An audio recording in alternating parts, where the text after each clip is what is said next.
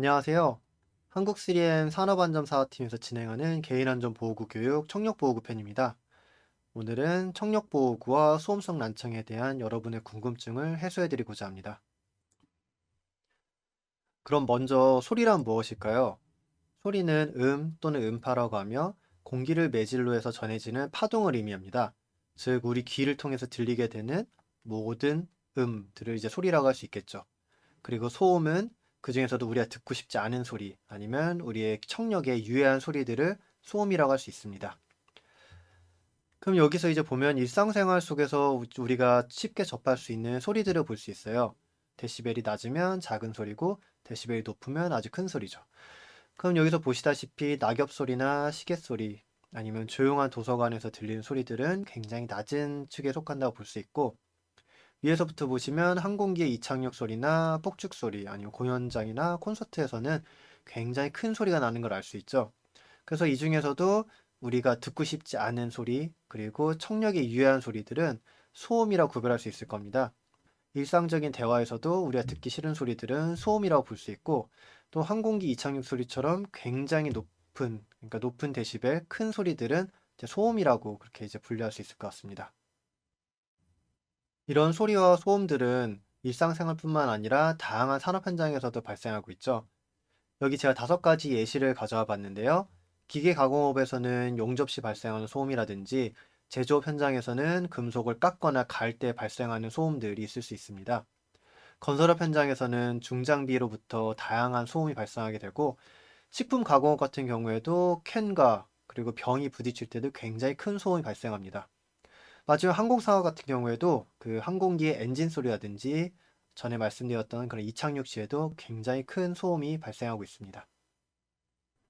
따라서 산업안전보건법에서는 소음으로부터 근로자의 청력을 보호하기 위해서 소음에 대한 노출 기준을 적용하고 있습니다. 표에서 보시다시피 90dB에서는 8시간, 95dB에서는 4시간, 100dB에서는 2시간, 이런 식으로 소음이 커질수록 거기에 노출될 수 있는 시간은 점점점 줄어드는 것을 알 수 있습니다. 이렇게 소음의 크기에 대한 노출 시간을 법적으로 규제하고 있는 것은 아무래도 소음이 건강에 많이 해롭기 때문이겠죠. 소음에 오래 노출되게 되면 강한 스트레스를 경험할 수 있으며, 또한 불면증과 같은 수면 장애를 겪을 수도 있습니다. 또한 고혈압과 같은 심혈관 질환을 겪을 수 있으며, 무엇보다도 소음으로 인해서 발생되는 난청을 경험할 수 있습니다. 우린 여기서 소음성 난청에 대해서 조금 더 자세히 알아보도록 하겠습니다. 소음성 난청을 이해하기 위해서는 우선 우리가 바깥 소리를 어떻게 듣게 되는지를 이해해야 합니다. 우리의 귀는 이 그림과 같이 외이, 중이, 내이로 나뉠 수 있는데요.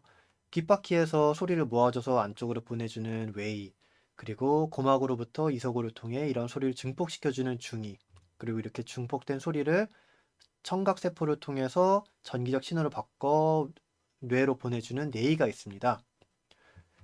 뇌이를 조금 더 자세히 살펴보면 귀로 들어온 소리가 이 달팽이관에 있는 청각세포를 자극시키게 되고, 이렇게 청각세포에서 보내지는 전기 신호는 뇌로 가게 됩니다. 그렇게 해서 뇌는 이를 소리로 인지하게 됩니다. 그럼 여기에서 이 청각세포가 들어있는 달팽이관의 역할이 굉장히 중요하다는 것을 알 수 있을 텐데요. 달팽이관을 조금 더 확대해서 보겠습니다. 달팽이관은 그 이름에서 알 수 있듯이 동그랗게 말려있는 관의 형태로 되어 있습니다. 그리고 그 입구 쪽부터 출구 쪽까지는 사람이 들을 수 있는 가청 주파수인 20Hz부터 2만 Hz까지 인식할 수 있는 청각세포가 쭉 나란히 배열되어 있습니다. 입구 쪽에는 고주파에 해당하는 2만 Hz가 있고요. 그리고 출구 쪽에는 저주파에 해당하는 20Hz의 청각세포가 있습니다. 그리고 이 청각세포들은 본인이 인지할 수 있는 주파수의 음이 오게 되면 그를 인지하여 바로 뇌로 전기적 신호를 보내게 되면 뇌는 그 소리에 대해서 인식을 하게 됩니다. 그럼 먼저 고주파가 뭔지 한번 7000Hz를 들으면서 알아보도록 하겠습니다. 고주파 뭔지 아시겠죠? 굉장히 찢어질 듯한 높은 음을 이제 고주파라고 하죠. 이제 저주파인 400Hz도 한번 들어볼게요. 그리고 마지막으로 4000Hz도 한번 들어볼게요. 이런 4000Hz가 사실 인간이 인지하기로는 가장 예민한 청각세포로 알려져 있어요. 그러니까 여기에 있는 청각세포들은 모두 똑같은 성능을 가지고 있는 게 아니라 그 중에서 더 특히 예민하고 그리고 조금 둔감하고 이런 청각세포들이 있는데 4000Hz를 담당하고 있는 청각세포가 일반적으로 가장 예민한 그런 청각세포로 알려져 있어요. 그리고 그런 예민한 청각세포에서부터 소음성 난청이 시작된다고 이렇게 알려져 있습니다. 그래서 소음에 오래 노출되는 경우 4000Hz부터 청각세포가 손상되기 시작해요. 한번 손상된 청각세포는 다시 잘 복구가 되지 않는다고 알려져 있어요. 그래서 이렇게 건강한 청각세포와 손상된 청각세포를 이제 비교해 보면 건강한 청각세포는 이렇게 잘 빽빽하게 잘 서 있죠. 그런데 손상된 청각세포는 소음에 의해서 이런 청각세포들이 눕던지 아니면 뜯겨져 나가던지 한 모습인데 이렇게 되면 소리가 왔을 때 정상적인 전기 신호를 뇌로 보내주지 못하겠죠. 그럼 뇌는 소리가 있음에도 불구하고 그걸 듣지 못하게 되는 것. 그게 이제 난청이라고 할 수 있겠습니다. 그럼 이렇게 손상된 청각세포들이 난청을 일으켰을 때 그것들을 한번 가상 체험을 통해서 한번 알아보도록 할게요. 그러면 100dB의 소음에 지속적으로 노출되는 경우에 청력 손실을 한번 가상 체험해 보도록 하겠습니다. 우선 청력 손실이 전혀 없는 경우에 소리가 어떻게 들리는지 한번 보세요. 소리가 좀 클 수 있습니다.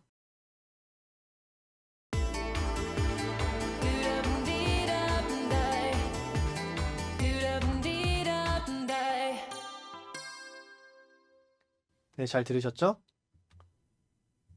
이번에는 1년 정도 소음에 노출됐을 경우입니다.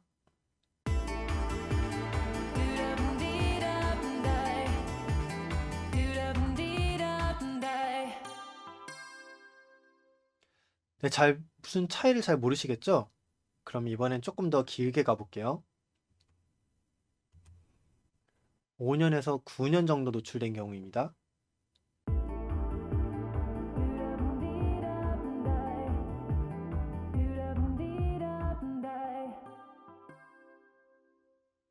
이제 확연하게 차이가 좀 느껴지시죠? 그럼 이번에는 15년에서 19년 정도 노출된 경우입니다.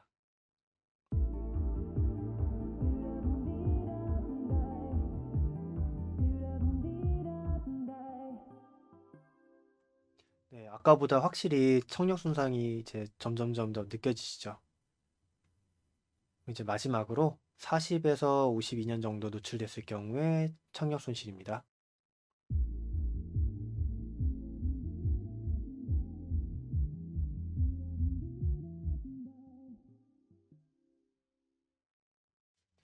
확실히 강한 소음에 오랜 기간 노출되게 되면 청력 손실은 점점 심해지게 되고요. 그리고 또 하나의 특징은 여기 그래프에서 보시는 것처럼 청력 손실은 처음에는 4000Hz부터 급격하게 시작하게 됩니다. 앞서 말씀드렸다시피 4000Hz의 청력 세포가 가장 민감하다 말씀드렸잖아요. 근데 이 부분부터 청력 손상은 시작되어 가지고 점점점 주변 부위도 따라서 같이 청력이 안 좋아지는 걸 알 수 있습니다. 그리고 오래 노출될수록 그 범위도 점점 4000Hz에 국한되는 것이 아니라 그 넓게 퍼지는 걸 알 수 있습니다.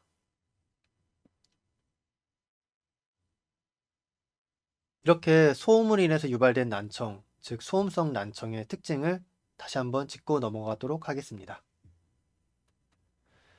네, 청각세포의 손상은 4000Hz 대역에서 가장 심각하게 나타나고 그리고 그 주변으로 점점 넓어지는 특징을 가지고 있습니다. 그리고 이런 청각세포의 손상은 인지하기도 굉장히 힘들거니와 한번 손상된 청각세포는 현대의학으로는 다시 되살릴 수 없다고 그렇게 알려져 있어요. 그리고 손상 요인 중에서 가장 이제 중요한 변수들은 소리의 세기, 그리고 노출 시간, 그리고 노출 주파수. 이렇게 이제 소리의 세기가 클수록 노출 시간이 길수록 그리고 고주파일수록 청력 손상이 심한 것으로 알려져 있어요. 그리고 또 하나의 특징은 소음 노출이 중단되면 더 이상의 손상이 진행되지는 않습니다. 네, 이렇게 소음성 난청들의 특징을 정리해 볼 수 있고요. 다음으로는 그 소음성 난청 예방 방법을 한번 알아볼게요. 소음성 난청은 한번 발생하게 되면 이게 회복이 힘들다 보니까 예방하는 것이 굉장히 중요합니다. 예방을 위해서는 소음 관리 위한 첫 번째 공학적 대책이 있을 수 있겠죠. 이거는 소음 자체를 이렇게 차단할 수 있거나 아니면 이렇게 방음을 주는 그런 이제 다양한 공학적 대책들이 있을 수 있고요.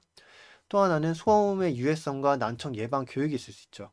그러니까 아무리 이렇게 설비를 잘 갖추고 좋은 보호구를 지급해줘도 작업자분들이 이에 대한 중요성 아니면 심각성을 인지하지 못하면 말짱 도루묵이 될 수 있거든요. 그렇기 때문에 소음의 유해성과 난청 예방에 대한 지속적인 교육이 굉장히 중요하고요.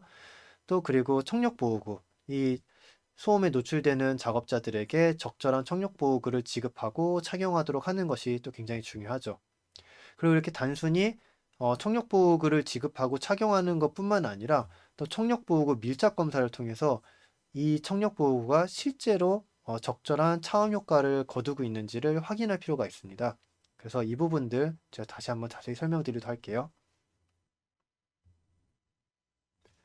청력보호구는 크게 귀마개 그리고 귀덮개로 분류할 수 있죠.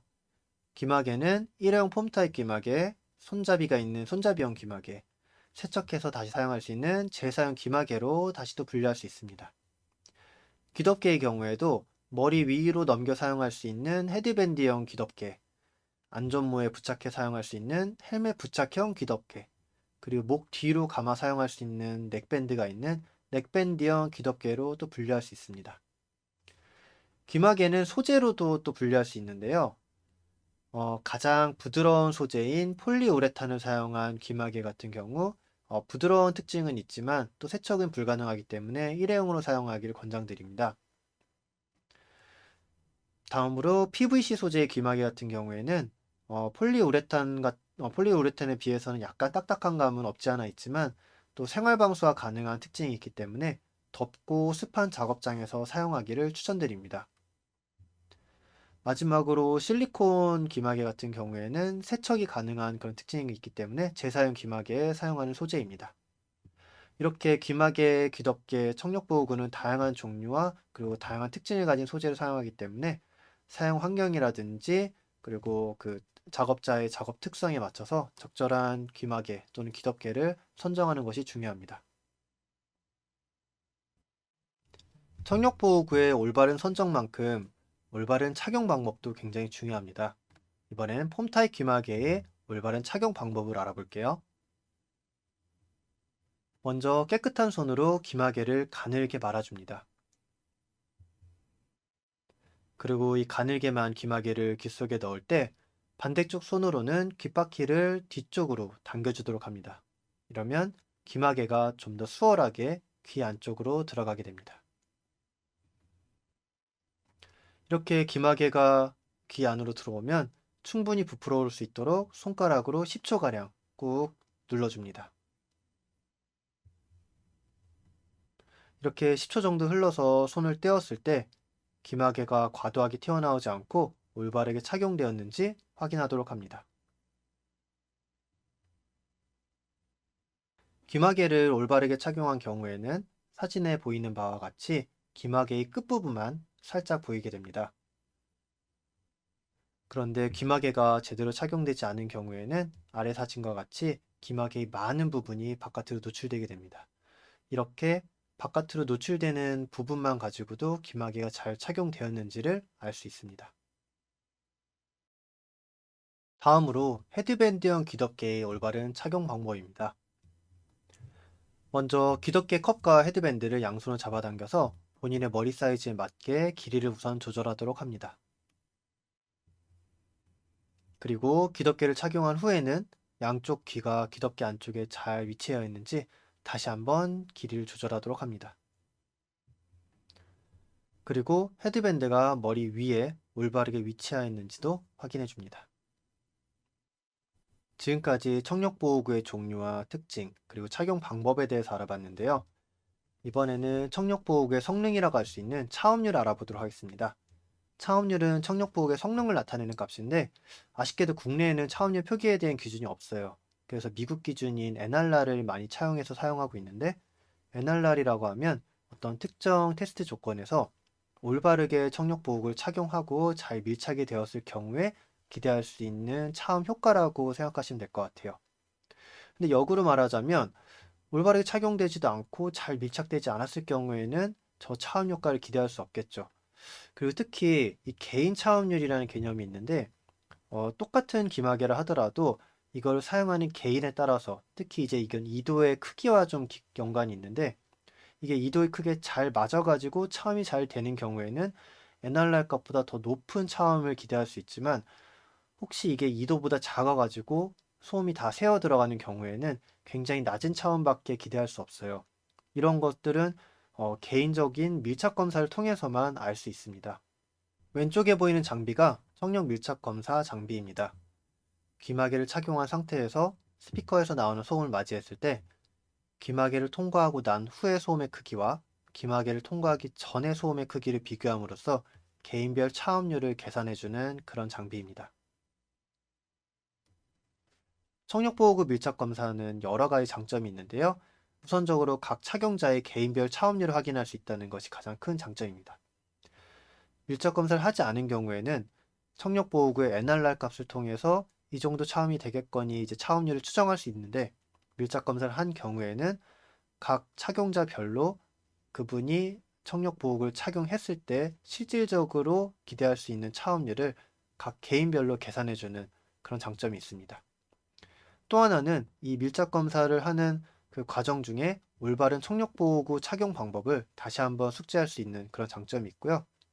마지막으로 웨이도의 크기나 모양에 적합한 청력보호구를 궁극적으로 선정해 줄 수 있는 그런 장점이 있습니다. 마지막으로 청력보호구의 관리 방법입니다. 폼타입 기마개 또는 손잡이형 기마개와 같은 일회용 기마개는 세척이 불가하기 때문에 오염된 경우 즉시 교체해야 합니다. 또한 어떤 변형 또는 손상이 발견된 경우에는 차음 성능에 영향을 줄 수 있기 때문에 교체하는 것이 바람직합니다. 재사용 귀마개에는 중성세제를 푼 미온수로 세척이 가능합니다. 그러나 이 또한 변형 또는 손상이 발견된 경우 즉시 교체해야 합니다. 귀덮개는 쿠션을 제거한 상태에서 중성세제를 푼 미온수로 세척이 가능합니다. 쿠션은 위생상의 문제 또는 차음 성능에 영향을 줄 수 있기 때문에 주기적으로 교체하는 것이 바람직하며 헤드밴드 또한 손상 여부를 주기적으로 점검하는 것이 필요합니다. 네, 지금까지 청력보호구에 대한 교육이었고요. 청력보호구 교육을 맡은 김성호였고요. 긴 강의 들어주셔서 감사합니다.